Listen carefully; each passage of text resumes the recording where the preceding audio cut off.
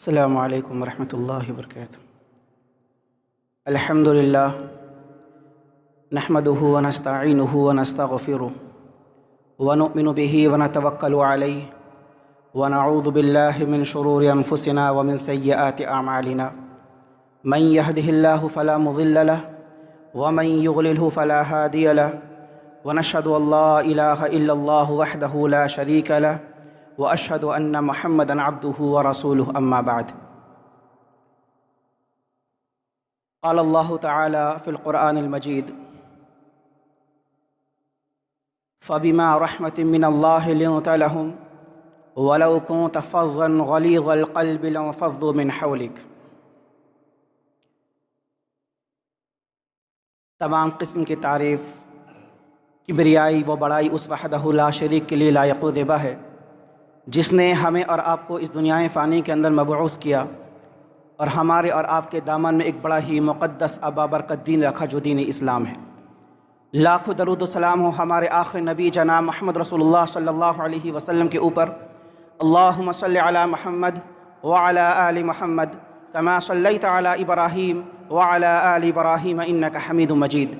اللہم بارک علی محمد وعلی آل محمد کما بارکت علی ابراہیم وعلی آل ابراہیم انک حمید مجید۔ معزز حاضرین، عزیز دوستوں، بزرگوں اور پردہ نشین ماں اور بہنوں، اس مسجد میں تشریف علماء کرام اور ہمارے صدر فضیلت الشیخ احسن جمیل مدنی حفظہ اللہ،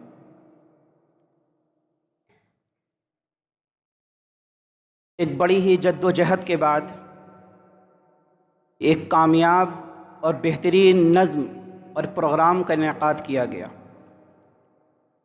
مسجد عبداللہ بن مسعود کی جانب سے اللہ رب العالمین سے دعا ہے کہ اس پروگرام میں شرکت کیے ہوئے تمام لوگ اور تمام علماء کرام اور ہمارے صدر کی حاضری اللہ رب العالمین اپنے بارگاہ الہ میں قبول فرمائے۔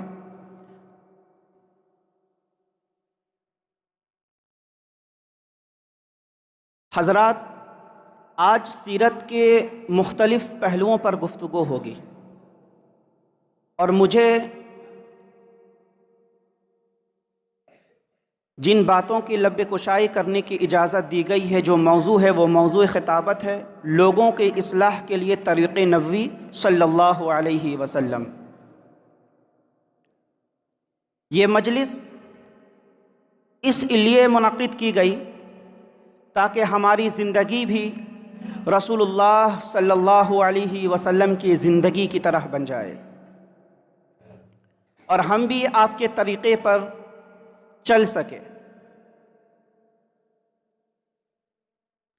حضرات، اس دنیا میں انسان آیا ہے، مانی سی بات ہے اس سے غلطیاں ہوں گی، لیکن غلطی کی اصلاح کے لیے جو طریقہ ہم اپنائے ہوئے ہیں، چاہے وہ بال بچوں کے لیے ہو، چاہے وہ اپنے خاندان میں کسی لوگوں کے لیے ہو یا محلے والوں کے لیے ہو، وہ طریقہ دراصل طریق نبوی صلی اللہ علیہ وسلم سے کوسوں دور ہے۔ اصلاح کے میدان میں ہمیں وہ طریقہ اپنانا ہے جو طریقہ اللہ کے رسول صلی اللہ علیہ وسلم نے اپنایا، یعنی طریقہ بھی رسول کا اور طریقت بھی رسول کا صلی اللہ علیہ وسلم۔ اس تقریر کا دو پہلو ہے، اور پہلا پہلو جو ہے اس کی ایک حدیث آپ کے سامنے پیش کرتے ہیں۔ ابو داود کی حدیث ہے 4918۔ ابو ہریرہ اس حدیث کے راوی ہیں، بیان کرتے ہیں کہ اللہ کے رسول صلی اللہ علیہ وسلم نے ارشاد فرمایا کہ المؤمن مرآۃ المؤمن۔ آج یہاں کوئی نئی حدیث، نئی شریعت نہیں بتائی جائے گی۔ ایسا نہیں ہے کہ اس مجلس کا مقصد یہ ہے کہ کوئی نئی شریعت آپ کو سنائی جائے، کوئی نئی حدیث آپ کے سامنے، کوئی نیا قرآن کی کوئی نئی آیت آپ کے سامنے پڑھی جائے۔ حدیث وہی ہے، قرآن کی آیات بھی وہی ہے، بس ہم لوگوں کے ذہن میں جو دھندلا پن آ گیا اس کو ہٹانے کے لیے آج یہ مجلس انعقاد کی گئی۔ بہت ہی عام سی حدیث، مشہور حدیث ہے کہ ایک مومن دوسرے مومن کا آئینہ ہے۔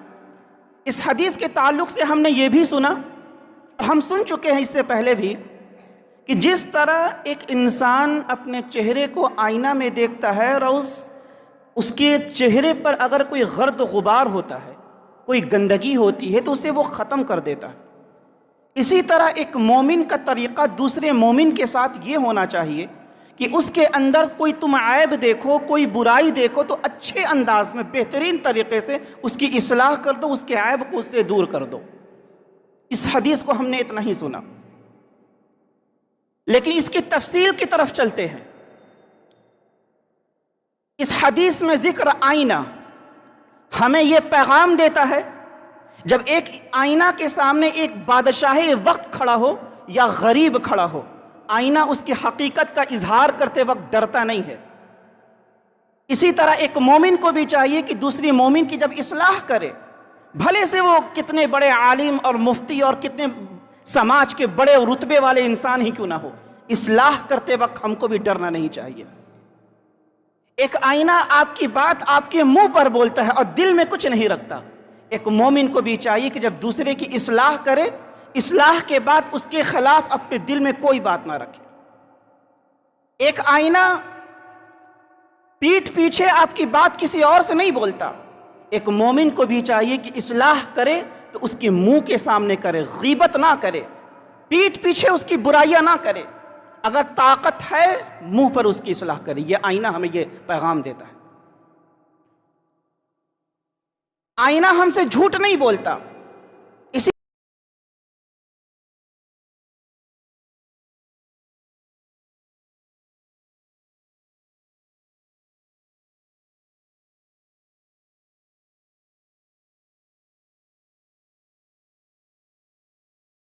اچھائی دونوں چیز واضح کرتا ہے۔ ایسا نہیں ہے کہ صرف اچھائی ہی دکھاتا ہے، یا ایسا بھی نہیں ہے کہ صرف برائی ہی آپ کے سامنے پیش کرتا ہے۔ ایک مومن کو بھی چاہیے کہ جب ایک مومن کی جب اصلاح کرے تو اچھائی اور برائی دونوں کا پہلو اس کے سامنے رکھے۔ ایک آئینہ جب ایک انسان آئینے کے سامنے کھڑا ہوتا ہے تو آئینہ اس شخص کے شخصیت پر مبالغہ یا تنقید سے کام نہیں لیتا۔ مثلا ایک انسان ہے، اس کے چہرے پر 3 داغ ہیں، وہ آئینہ کے سامنے کھڑا ہوگا تو آئینہ اس 3 داغ کو 4 نہیں دکھاتا، یعنی مبالغہ سے کام نہیں لیتا۔ اگر کسی انسان کے چہرے پر 3 داغ ہے تو 3 داغ کو آئینہ 2 نہیں دکھاتا، یعنی تنقید سے کام نہیں لیتا۔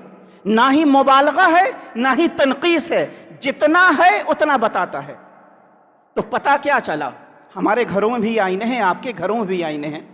پتہ یہ چلا ایک آئینہ ہمیں یہ درس دیتا ہے کہ ہم جھوٹ نہ بولے۔ ایک آئینہ ہمیں یہ درس دیتا ہے کہ ہم اپنے مسلمان بھائی کی بات اس کے پیٹھ پیچھے غیبت میں نہ کرے۔ ایک آئینہ ہمیں یہ درس دیتا ہے کہ ہم اپنے مومن بھائی کی بات اس کے منہ پر بولے۔ ایک آئینہ ہمیں یہ درس دیتا ہے کہ ہم اس کے خلاف اپنے دل میں کوئی بات نہ رکھیں۔ ایک آئینہ آپ کے گھر کا ایک آئینہ آپ کو یہ درس دیتا ہے کہ آپ اپنے بھائی کی اچھائی اور برائی دونوں چیز واضح کر دیں۔ ایک آئینہ آپ کے گھر کا ایک آئینہ یہ آپ کو پیغام دیتا ہے کہ نہ مبالغے سے کام لو نہ ہی تنقید سے کام لو۔ یہ تھا پہلا مرحلہ اصلاح کا۔ اس میں بیان کر دیا گیا کہ اصلاح تو کرنی ہے، المؤمن مرآۃ المؤمن، اصلاح کرنی ہے، لیکن اصلاح کب، کیسے، کس طرح ہونی چاہیے، الفاظ کیسے استعمال کرنے چاہیے۔ اصلاح کا دوسرا طریقہ، غلطی پر فوراً تنبیہ، اور اگر ممکن ہو تو اس غلطی کو بار بار کہا جائے کہ اس کو کرو تاکہ وہ اس غلط کام کو صحیح کر لے۔ یاد رکھیے گا، اصلاح کا مقصد دروازہ کھٹکھٹانا ہے، دروازہ توڑنا نہیں۔ لیکن آج ہم دوسروں کی اصلاح اس طرح کرتے ہیں کہ دروازہ ہی ٹوٹ جاتے ہیں۔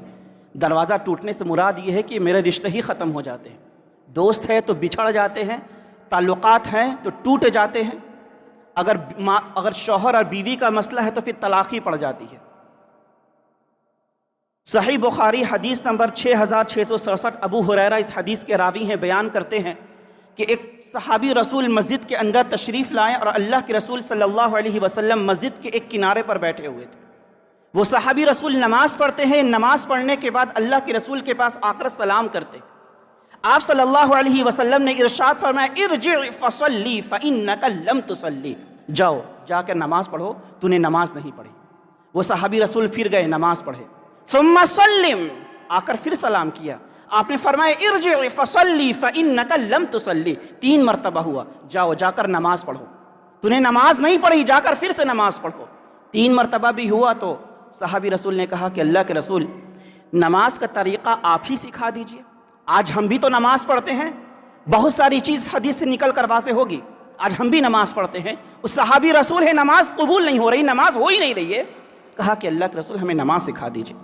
آپ صلی اللہ علیہ وسلم نے ارشاد فرمایا کہ جب تو نماز کا ارادہ کر تو وضو کر، پھر قبلہ رخ کھڑے ہو جا، تکبیر پڑھ، اس کے بعد جہاں سے بھی قرآن کی یاد ہو اس کو پڑھ، ثم ارکع حتی تطمئن، یہی لفظ ہے جس سے وجہ سے نماز ہو نہیں رہی تھی، ثم ارکع حتی تطمئن راکعا، پھر رکوع کر، بات یہیں پر ختم نہیں ہوئی تھی، ثم ارکع بات ختم ہو جاتی، لیکن جو غلطی ہو رہی تھی اس کو اللہ حتی تطمئن راکعا، رکوع کر، اور جب اطمینان کے ساتھ سکون کے ساتھ رکوع کر چکے رہا، ثم ارفع رأسک حتی تعتدل قائما، پھر اپنے سر کو اٹھا اور اطمینان کے ساتھ کھڑے ہو جا، ثم اسجد، پھر سجدہ کر، بات ختم نہیں ہوئی، حتی تطمئن ساجدا، سجدہ کر، اور جب اطمینان کے ساتھ سکون کے ساتھ سجدہ کر چکا رہا پھر اپنے سر کو اٹھا، اطمینان سے بیٹھ، ثم اسجد، پھر سجدہ کر، حتی تطمئن ساجدا، یہاں تک کہ اطمینان کے ساتھ جب تو سجدہ کر چکا رہا، ثم فعل ذلك فی صلاتک کلھا، اسی طرح اطمینان کے ساتھ، خشوع کے ساتھ، سکون کے ساتھ پوری نماز کو مکمل کر۔ اس حدیث سے بہت ساری چیز سامنے آتی۔ پہلی چیز، وہ صحابی رسول غلطی کر رہے ہیں، اللہ کے رسول ایک کونے میں بیٹھے ہیں، پتہ یہ چلا کہ اللہ کے رسول اپنے آس پاس کی بھی خبر رکھتے تھے، کون غلطی کر رہا ہے اس کی اصلاح کرتے تھے۔ دوسری چیز، اللہ کے رسول پہلی مرتبہ میں ان کی غلطی کو سدھار نہیں رہے ہیں، بار بار اس غلطی کو کرنے کا حکم دے رہے، ہو سکتا ہے وہ صحیح کر لے، تو ایسی غلطی جو بار بار کرنے سے نقصان نہ ہو، نہ ہی مال کا نہ ہی کسی اور چیز کا، آپ اس کو حکم دے سکتے ہیں کہ اس چیز کو بار بار تو صحیح کر۔ اور تیسری چیز اصلاح کے تعلق سے، کہ بعض دفعہ انسان اگر اصلاح میں دیر کر دے تو اس کا مقصد ہی ختم ہو جاتا ہے۔ اگر اللہ کے رسول بعد میں ان کو ٹوکتے تو نے نماز ایسے ایسے، تو وہ تو نماز نہ ہوتی نا۔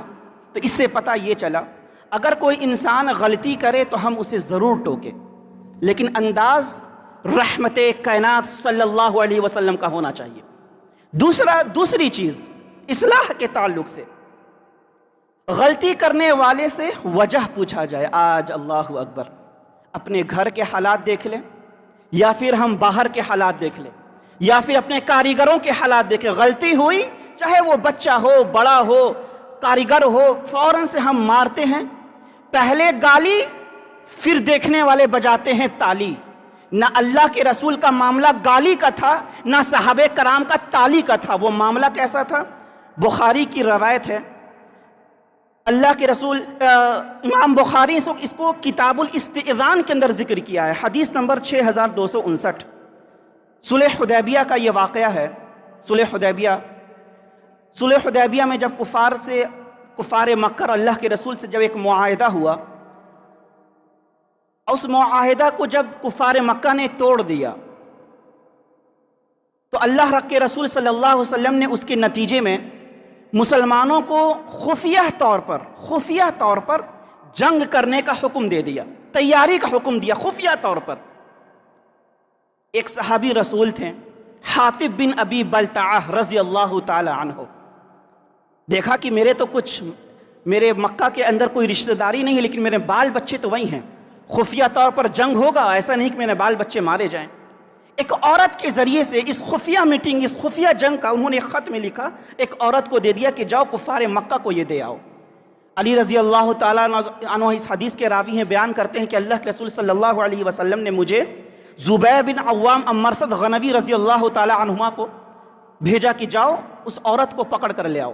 خیر واقعہ لمبا ہے، جو بتانا مقصود ہے وہاں تک آتے ہیں۔ وہ خط آیا، اللہ کی دیکھیے غلطی ہو گئی ہے، فوراً سے سزا حاطب کو نہیں دی جا رہی ہے رضی اللہ تعالیٰ عنہ۔ اللہ کے رسول کا طریقہ دیکھیے، آج ہمارا طریقہ، رسول رحمت کا طریقہ۔ آپ صلی اللہ علیہ وسلم فرماتے ہیں ما حملک یا حاطب علی ما صنعت، اے حاطب تو نے ایسا کیوں کیا؟ ایک خفیہ جنگ ہو رہی تھی، ایک تیاری کا حکم میں نے دیا، اس کی خبر تو نے کفار مکہ کو دینی چاہیے۔ حاطب رضی اللہ تعالیٰ عنہ کہتے ہیں کہ ما بی الا ان اکون مؤمنا باللہ ورسولہ وما غیرت ولا بدلت، اللہ کے رسول میں ابھی بھی اللہ اس کے رسول پر ایمان رکھتا ہوں اور اس ایمان میں کوئی بھی تبدیل یا تغیر نہیں ہے۔ اللہ کے رسول یہ جو میں نے خفیہ جانکاری کفار کو دینی چاہیے، مقصد بس اتنا تھا کہ یہ احسان ہو کفار کے اوپر، اور اس احسان کے بدلے میں یدفع اللہ بہا عن اہلی ومالی، اس احسان کے بدلے میں اللہ رب العالمین میرے بال بچوں کی حفاظت فرمائے۔ بس مقصد یہ تھا میں اللہ کے رسول۔ صدقہ، کیا لفظ آ رہے ہیں رسول رحمت سے؟ صدقہ۔ اور کون سے لفظ آ رہے ہیں اللہ کے رسول؟ فلا تقولوا الا خیرا، پہلے کہا کہ حاطب نے سچ کہہ دیا، سچ کہا انہیں، فلا تقولوا الا خیرا، انہیں کوئی کچھ نہیں کہے گا سوائے خیر کے۔ آج ہمارا معاملہ کیا؟ ایک شخص اس کی اگر وہ غلطی کرے اور اقرار بھی کر لے، اقرار کے بعد بھی ہم اس کو برا بھلا کہتے ہیں، اقرار کے بعد بھی اس پر ملامت، اقرار کے بعد بھی گالی گلوچ، ادھر گالی پھر ادھر تالی۔ لیکن یہ معاملہ رسول رحمت کا نہیں تھا۔ اللہ کے رسول فرماتے فلا تقولوا الا خیرا، کچھ مت کہنا سوائے خیر کے۔ عمر رضی اللہ تعالیٰ عنہ وہیں پر موجود ہیں، کہیں اللہ کے رسول اس نے اللہ اس کے رسول اور مومنوں کے ساتھ خیانت کی ہے، آپ حکم دیں اسے قتل کر دو۔ اللہ کے رسول فوراً روک دیے۔ اس حدیث سے پتہ کیا چلا؟ تین چیزیں سامنے آتی ہیں۔ پہلی چیز، یا حاطب، اے حاطب تو نے ایسا کیوں کیا؟ یعنی غلطی پر سوال، وجہ پوچھی جائے۔ آج ہم وجہ نہیں پوچھتے ہیں، وجہ پوچھی جائے۔ دوسری چیز، یہ حاطب وہ ہیں رضی اللہ تعالی عنہ جو جنگ بدر میں شریک ہوئے، جنگ احد میں شریک ہوئے، جنگ حنین میں شریک ہوئے، اور اللہ کے رسول صلی اللہ علیہ وسلم مل کے ساتھ جنگ کرتے ہیں۔ فضائل، اتنی بڑی ان کی فضیلت ہے اس حاطب رضی اللہ عنہ کی۔ پتہ یہ چلا کہ جو منصب اقتدار پر ہے، جو عہدے دار ہیں، جو محلے کے بڑے ہیں، چاہے وہ قاری ہو، حافظ ہو، مفتی ہو، امام ہو، کوئی بھی ہو، مرتبے میں کوئی کتنا بڑا ہو اس سے بھی غلطی ہو سکتی ہے۔ اور تیسری چیز یہ سمجھ میں آئی کہ اپنے ساتھی کی غلطی برداشت کرنے کی آپ کو طاقت ہونی چاہیے۔ آج لوگ کیا بولتے ہیں؟ مولانا غلط بات برداشت نہیں ہوتی۔ حضرت، غلط بات کو ہی برداشت کیا جاتا ہے، اچھی بات کون برداشت کرتا ہے؟ اس کے بعد تیسرا مرحلہ ہے غلطی کرنے والے کو صاف طور پر اس کی غلطی بتا دینا۔ آج کسی انسان سے غلطی ہوتی ہے تو ہم محلے میں پہلے چرچا کرتے ہیں، اس کے لیے میٹنگ بیٹھاتے ہیں، 10 لوگ کہیں چائے خانے پر جمع ہوئے، اس کی غلطی کو بھائی فلانے نے ایسا کیا، اور اس کے پاس اگر پہنچ بھی گئے، ملاقات بھی ہو، اس کی غلطی کو ظاہر نہیں کرتے ہیں۔ بخاری کی روایت حدیث نمبر 6050، ابو ذر رضی اللہ تعالی عنہ بیان کرتے ہیں کہ میرا ایک شخص سے جھگڑا ہو گیا، اور اس کی ماں عجمی تھی۔ عجمی کہتے ہیں وہ شخص جو عرب کا رہنے والا نہیں ہو۔ اگر آپ سعودی عرب جا کر کے وہاں رہنے لگے، آپ سعودی کے نہیں ہیں تو سعودی والوں کے لیے آپ عجمی ہوں گے، یعنی آپ عرب کے نہیں ہیں، عرب کے نہیں تو غیر عرب کو عجمی کہتے ہیں۔ ابو ذر کہتے ہیں کہ ایک شخص سے میرا جھگڑا ہو، اس کی ماں عجمی تھی، اور اس کی ماں کا میں نے تانا دے دیا، برا بھلا کہہ دیا، اور وہ شخص جا کر کے رسول اللہ صلی اللہ علیہ وسلم سے شکایت بھی کر دی۔ اللہ کے رسول صلی اللہ علیہ وسلم میرے پاس آتے ہیں، غلطی ہوئی، صاف وجہ پوچھ رہے ہیں، اصابت فلانا، کیا تمہارا کسی سے ابو ذر کسی سے جھگڑا ہوا؟ قلت نعم، ہاں اللہ کے رسول میرا جھگڑا ہوا ہے۔ پھر آپ نے فرمایا افنلت من امہ، ابو ذر کیا تم نے اس کی ماں کو برا بھلا کہا، لعن طعن کیا، ملامت کیا؟ قلت نعم، کہا ہاں اللہ کے رسول۔ آپ صلی اللہ علیہ وسلم نے فرمایا ابو ذر انک امرؤ فیک جاہلیہ، ابو ذر تمہارے اندر ابھی بھی جاہلیت کی بو آ رہی ہے، جاہلیت کا اثر باقی ہے۔ اور ابو ذر اسلام لائے کب؟ اب بوڑھے ہو گئے ہیں. کہتے کہ اللہ کے رسول میں تو بوڑھا ہو گیا, کہ اب بھی جاہلیت کی اثر باقی ہے؟ کہتے کہ ہاں اب بھی باقی ہے. ذرا غور سے سنو, ابو ذر رضی اللہ تعالی عنہ نے گالی دیا کس کو, برا بھلا کہا کس کو؟ ایک ماں کو. آج ہم باتوں باتوں میں کتنا برا بھلا کہتے ہیں. آج ہمارا دستور یہ ہے, آج ہمارے گھرانے کا معاملہ یہ ہے کہ ایک باپ اپنے بیٹے کو گالی دے رہا اس کی ماں کے لیے جو کہ اس کی بیوی ہے, اور ایک بیٹا اپنے باپ کو گالی دے رہا اس کی ماں کے لیے جو کہ اس کی دادی ہے. ایک باپ اپنے بیٹے کو اس کی بہن کی گالی دیتا ہے جو کہ اس کی بیٹی ہے, اور ایک بیٹا اپنے باپ کو اس کی بہن کا گالی دیتا ہے جو کہ اس کی پھوپھی ہے. کہاں جا رہا ہے ہمارا معاشرہ؟ اس آیت کی, اس حدیث کے مطابق ہمارے اندر بھی جاہلیت کا اثر باقی ہے. اور کسی شاعر نے کیا خوب کہا, تہذیب سکھاتی ہے جینے کا سلیقہ, تہذیب سکھاتی ہے جینے کا سلیقہ, تعلیم سے جاہل کی جہالت نہیں جاتی. آج ہم پڑھے لکھے جاہل ہیں, پڑھ لکھ کر بھی کتنوں ہم کسی منصب پر کیوں نہ کھڑے ہو جائیں, لیکن یہ چیز اگر ہمارے اندر ہے جاہلیہ, رسول رحمت کا فرمان ہے ابو ذر رضی اللہ تعالیٰ عنہ کے لیے کہ ابو ذر تمہارے اندر ابھی بھی جاہلیت کا اثر باقی ہے, جاہلیت کی بو آ رہی ہے. جس گھرانے میں گالی گلوچ کو رواج دیا جاتا ہے ان گھرانوں سے بھی جاہلیت کی بو آتی ہے, ان محلوں سے بھی گالیوں کی بو آتی ہے, ان دھڑکتے ہوئے دلوں سے بھی گالی کی بو آتی ہے جو اٹھتے بیٹھتے سوتے چلتے پھرتے گھر والوں کو پڑوس والوں کو گالی کا تحفہ اور گالی کا نذرانہ پیش کرتے ہیں. آگے بڑھتے ہیں. غلطی کرنے والوں سے جذباتی رویہ نہیں اختیار کرنا چاہیے بلکہ نرمی اختیار کرنی چاہیے. حدیث مسلم شریف کی حدیث ہے, صحیح مسلم کی 285. انس بن مالک حدیث کے راوی ہیں, بیان کرتے ہیں کہ ہم لوگ مسجد کے اندر بیٹھے ہوئے تھے. اذ جاء اعرابی فقال یبول فی المسجد, ایک اعرابی آیا مسجد کے اندر پیشاب کرنے لگا. صحابہ کرام دوڑے, صحابہ کا عمل دیکھا جائے. حدیث کہتی ہے 4 طرح کی باتیں آئی وہاں پر. ایک صحابی رسول, ایک اعرابی پیشاب کیا مسجد میں, 4 طرح کی باتیں آئی. کون سی؟ فصاح بہ الناس, لوگ بلند آواز سے مسجد کو صاف اور پاک رکھنے کے لیے اور اس کی غلطی کی اصلاح کرنے کے لیے فصاح بہ الناس, لوگ بلند آواز سے اس کی طرف بڑھے. فصار الیہ الناس, لوگ غصے سے اس کی طرف بڑھے. فزجرہ الناس, لوگوں نے اسے ڈانٹا. فاسرع الیہ الناس, لوگ تیزی سے اس کی طرف بڑھیں. یہ صحابہ کا معاملہ ہے. رسول رحمت صلی اللہ علیہ وسلم کی زبان حرکت میں آتی ہے اور رحمت بھرے الفاظ فرماتے ہیں. آپ نے فرمایا لا ترزموہ دعوہ, لا ترزموہ دعوہ, اسے درمیان میں نہ ٹوکو, دعوہ, چھوڑ دو اسے. اس کے بعد جب انہوں نے پیشاب کر لیا تو آپ نے سمجھایا.